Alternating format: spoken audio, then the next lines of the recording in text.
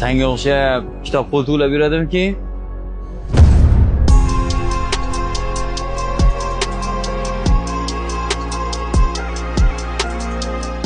Ya og'ayni, yaxshimisan? Ya, qalaysan? Nima qilib turibsan? O'rta, yaxshimisan? Qalaysan? Rahmat. Qayerga ketyapsan? Uygami? Ha, mana ishdan chiqib, sekin uyga ketyotgandim, avtobusim keladi hozir. Ha, bu nima? Kitobmi? Hali ham kitob ko'tarib yuribsanmi? Ha, endi nima deysan? Bolalarga oluvdim-da. Shu yoshligingdan shu odating qolmadi. Nuqul gazeta, kitob o'qib yurardik. Endi o'rta buni zavqini kitob o'qigan odam biladi-da. Mencha hozir ko'rsataman. O'g'limga iPhone oldim. O, qimmati-yu. Bugun tug'ilgan kuni. Shuni sovg'a qilmoqchiman. O'zi shundoq ham o'g'lim iPhone ishlatadi, lekin bu oxirgi modeli-da. Nima qilsan bolaga hali yosh bola bo'lsa, undan ko'ra kitob olib ber, kitob o'qishni o'rgat. Kitobga mehri uyg'onsin.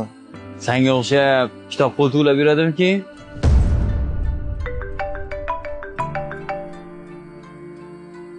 Alo. Ha? Adasi, o'g'lingiz ko'z og'riyotgan ekan. Shifokorga olib boraylik. Kechasi bilan telefon o'ynab chiqibdi. Nima deyapsan? Nega bolaga qaramaysan? Nega kechasiga o'zing telefon berasan?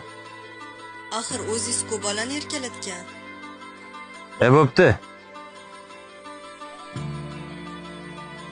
Bolani eplolmaydi bu ahmoq xotin. Bolamni ko'zi og'riyotgan ekan. Hammasiga shu xotinim sababchi. Menga qara o'rtoq, xafa bo'lmagin, bu ishda xotiningni ayblama. Nimaga? Men har kuni ishda bo'lsam, u bo'lsa bolaga qaramaganda.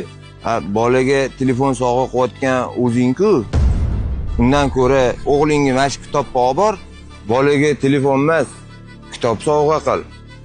Kitob sevishga o'rgat. Vaqti keladi o'rtoq. Telefon o'ynagan bolalarni shu kitob o'qigan bolalar boshqarishi mumkin. Sog' bo'l o'rtoq, avtobusim keldi. Olib borib qo'yaman. Rahmat. Kelgin.